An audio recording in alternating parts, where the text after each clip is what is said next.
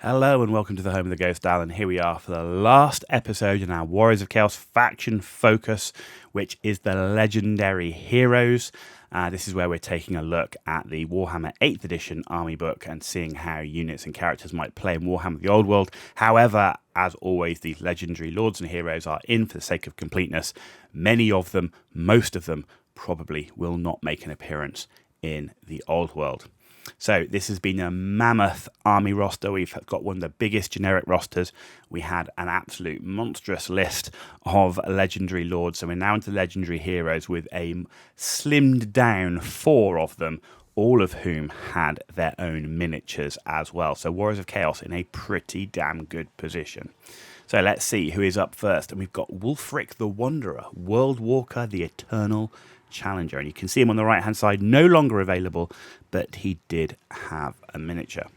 So Wulfric is the ultimate seafaring warrior, a hairy giant of a man adorned with the trophies of his many kills. He seeks out and challenges the mightiest champions of every race and creed. Known for his hulking frame and tremendous skill, he took the heads of every chaos champion he came across, displaying them proudly. However, his pride proved to be his downfall. After drinking 4 barrels of mead, he boasted he was the equal of any warrior in this world or the next. That night he was visited by an emissary of the dark gods, and when he awoke he was blessed with the gift of tongues, an irrefusable challenge, but at the same time cursed to wander forever to prove himself against the most gifted warriors, alive or dead, mortal or demon. Since that fateful night, Wulfric has led a life of exile, sailing the seas in his ship Seafang, even to the realm of chaos, where the ship sailed on winds of magic and retains the memory of flight thereafter. He has made offerings to lordlings, sea serpents, dragons, and his masters, to Khorne the skulls, to Slanesh their hearts, to Nurgle their guts, and Tzeentch their dying breath. There you go. Wulfric himself, though, as a hero now, bearing in mind we're looking at him against exalted heroes. He's got high weapon skill, strength, initiative, attacks, leadership, but low ballistic skill and wounds at only 2 wounds. Equipment-wise, he only comes with a hand weapon, chaos armor, and shield, so no magic items, but on a 3+ armor save with that armor and shield. He has Eye of the Gods, as you'd expect. Gift of Tongues. Enemy characters cannot refuse a challenge, and he gets to choose which character to fight, which is pretty good, so you can't avoid his challenge. Hunter of Champions. At the beginning of the game, he nominates 1 enemy character, and Wulfric gets +2 strength and reroll failed hits against that character. Now, note that will give him a strength of 7 against that. He already has a weapon skill of 8, so you're looking at 4 attacks there at strength 7, re-rolling at weapon skill 8. It's going to be quite nasty. Seafang, Wulfric, and 1 unit of Marauders may use this rule to gain the Ambushers rule and roll once for both to see when they arrive. Wulfric must join this unit. So, Wulfric is only 70 points more than a basic exalted hero, and is definitely worthy of consideration, even though he doesn't have any magic items. The Ambushers rule for a unit of Marauders is nice, and his rule make him very good against characters. As I said there, weapon skill 8, 4 attacks, strength 7 against the nominated character, re-rolling. And since that character can't refuse the duel, he's got a good chance of actually making it happen. So his rules encourage him to be in a unit, which is good because his durability is low. He's got 3+ armor save and only 2 wounds of no ward save. So that's not bad. Definitely worthy of consideration in place of taking an exalted hero. That is Wulfric the Wanderer. Next up, a little bit different now, Throg Wintertooth, King of Trolls. You can see his model there on the right-hand side. So he did have a miniature, however, it is no longer available. So everyone knows trolls are stupid beasts. However, around the campfires of the north, stories are told of an elder beast, a troll king, possessed of a grim and malevolent cunning, who seeks to grind the realms of man under his monstrous rule. At the heart of an icy labyrinth strewn with the corpses of once mighty heroes, the troll king Throg sits upon his rocky throne, his subjects drooling, stinking monsters, and his filth-encrusted crown rings one of his tusks. There was a time when Throg was content with a life of hunting, raiding, and killing, and before long he had become infamous with great heroes, brave adventurers, and knights seeking his lair, and every season Throg dined on noble flesh. One night he began to think if the race of man was so keen to fight him, then fight he would, with all the monsters of Troll Country at his side, and that night Throg vowed he would see the lands of men despoiled in the name of the dark gods. He began to gather every monster, mutant and madman under his rule, and march at the head of a nightmarish horde, south with the bitter cold of winter at his heels, for where the creatures of chaos tread, the land itself warps and changes. Throg would bring about an age of darkness and make all the races of the old world his slaves. There we are. So Throg then himself, good movement, weapon skill, strength, toughness, wounds, attacks, and leadership. Low ballistic skill and initiative. So his initiative there only at 2. He comes with a great weapon and the enchanted item, the Wintertooth Crown. This means that all friendly war beasts, monstrous infantry, and monsters within 18 inches may use his leadership, which is a healthy leadership of 8. He does have the Eye of the Gods rule. He has Copious Vomit, which is a strength 5 breath weapon with no armor saves allowed. That's pretty nice. Fear, Lord of the Monstrous Horde, so Chaos Trolls become a core. He has Mutant Regeneration, so it's regeneration, and if he passes 2 regeneration tests in the same phase, he gets to roll on the Eye of the Gods table. He also has Troll Vomit, the standard troll attack, which is a single strength 5 attack, which automatically hits with no armor save, but it replaces all the normal attacks. So he's 85 points more than an Exalted Hero, and for that he gets -2 weapon skill and -4 initiative, and gains +1 strength, +1 toughness, +2 wounds, and +1 attack, making him more durable on the stat line. However, with no armor save or ward save, he is totally reliant on regeneration only. As my army list focused on infantry and cavalry, combined with a dislike of the Chaos Trolls, I never actually used Throg. However, if you're going for a Chaos Beast list, then he actually becomes a must-include with that ability to really boost their leadership. And the breath attack, the Copious Vomit, is actually quite a nice feature and can be quite devastating. So very much, a consideration depending on what type of army list you're taking, whether you're going for a sort of a Mortals version of a list or you're going for one that includes a lot more monsters or monstrous infantry, trolls, all that sort of stuff. So if you're doing that, then yeah, Throg definitely something that I'd want to include. Next up, here we have Festus, the Leech Lord, Dark Apothecary, the Fecundite. You can see his model there, still available on the Warhammer store on its round base. So, on twisted roads leading from the northern forests into the Chaos Wastes, a most unsavoury, shuffling and muttering figure stalks the lands. His moth-eaten robes clinking with vials containing unimaginable concoctions.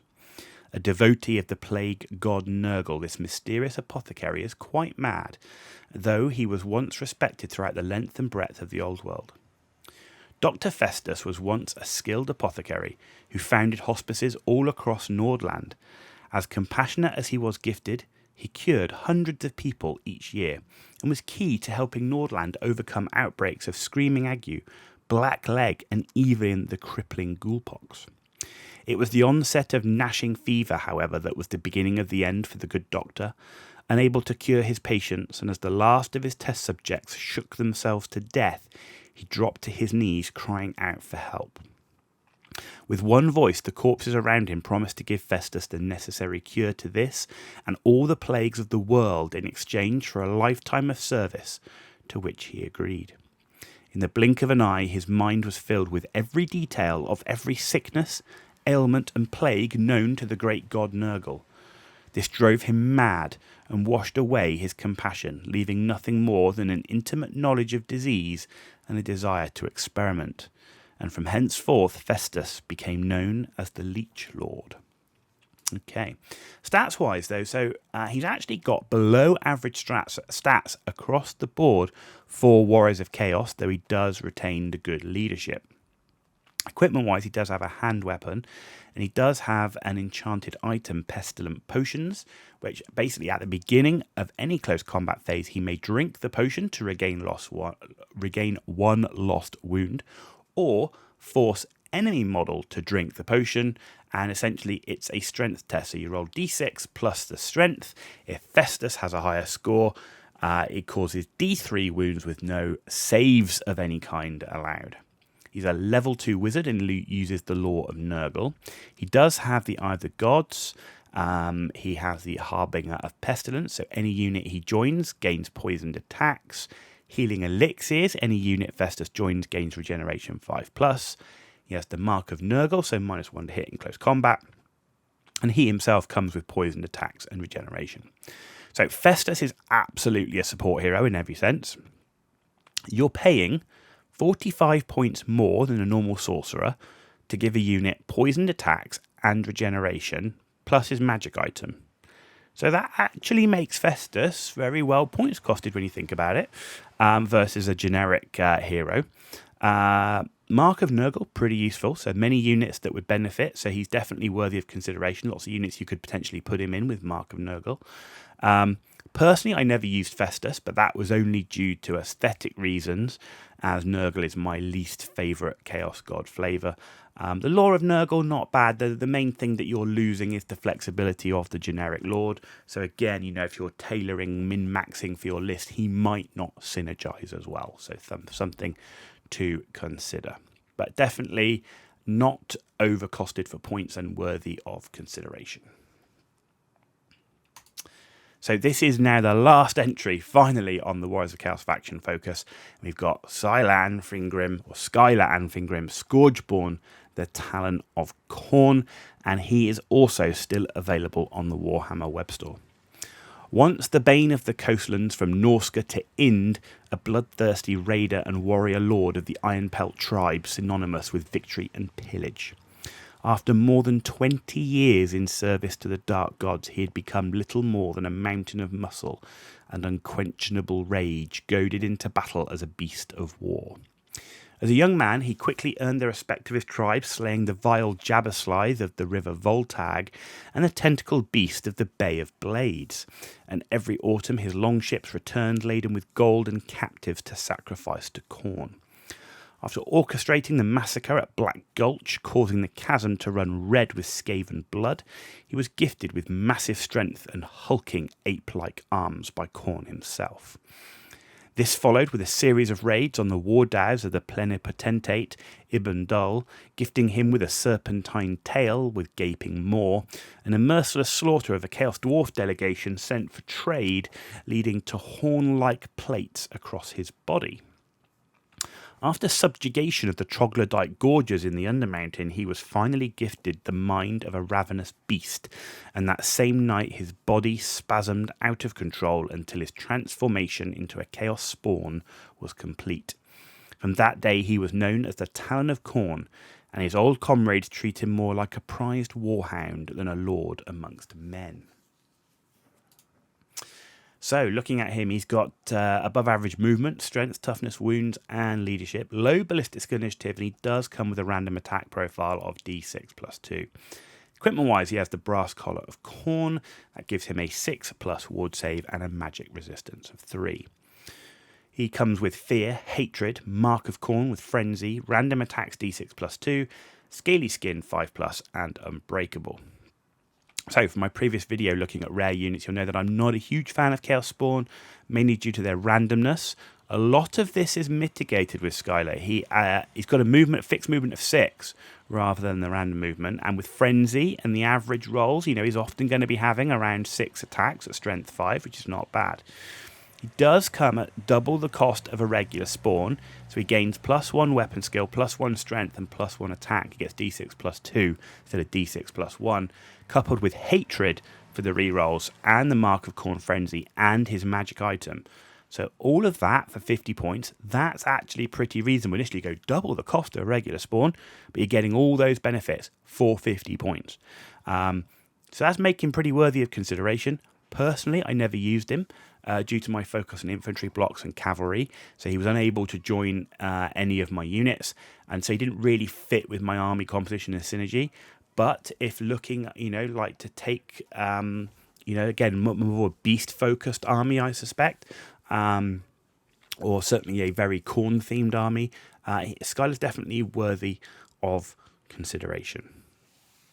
So there you go. Ladies and gentlemen, that is the end of the Legendary Heroes. It is the end of the Warriors of Chaos faction focus. And unfortunately, it is also the end of my Warhammer The Old World content. We've come to the end of it mainly because there is quite a divergent opinion, it appears, with my Old World content, with each of the videos regularly falling below the like versus dislike metric compared to the rest of my videos. So clearly I am either the Warhammer community is very fractured, or more likely my 30 years with Games Workshop's highs and lows have made me a bit jaded, leaving me out of touch with the Warhammer community at large. So thank you to all those who have supported the Warhammer The Old World content so far. What we didn't complete, well, we were going to do the Orc and Goblin faction focus and the Wood Elves. Unfortunately, the other armies, I don't have their army books, and my Skaven one is missing an action somewhere, so we've only missed those two faction focuses. I was going to look at, obviously, any of the new posts that came out in Warhammer community. I was also going to take a deep dive into looking at units that were in Total Warhammer that aren't currently in the army books, to see if there's any new units or characters that we might see pop up from Total Warhammer armies that have been developed in more detail than the old army book. So that's kind of what we're missing, and obviously the future of when Warhammer The Old World is released, and then looking at faction focuses and all that stuff then. So none of that, we're not going to be doing any of that, unfortunately. I am an incredibly small channel. The Warhammer The Old World content is the most intensive in terms of creation and time of creation. So to then spend a lot of time in the creation of the content, to have such a divergence of opinion of the like versus dislike of that content, which then ultimately hurts the channel and the viewership, just does not make sense. So fortunately, we're going to have to leave it to the bigger channels to do the coverage. But as I say, thank you to all those for your support so far up to now. And hopefully, if you do enjoy some of the other content, please check that out. There's going to be more live streams coming, and a continued focus on doing first plays and moving into doing a full playthrough of Baldur's Gate, Cyberpunk, and others. If you enjoyed this video, however, give it a thumbs up. If you didn't, give it a thumbs down. Let me know why in the comments down below. And say if you do want to see more of the video game content, then please do hit that subscribe button. It's free for you to do. It's a big deal for me, so thank you for that in advance. If the channel does grow to a significant size, then I would consider starting a second channel dedicated to Warhammer The Old World. However, I have neither the time, resource, or viewership to start a second channel at this time. If you're watching the Ghost Style, I hope you do tune back in for some more of the video game content.